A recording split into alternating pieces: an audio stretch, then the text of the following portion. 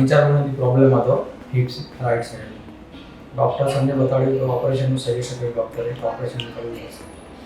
તો right હિપમાં operation થઈ ગયું મારું સક્સેસફુલ. શનિવારે એડમિટ થયા હતા અને આજે ડિસ્ચાર્જ કરવાના છે.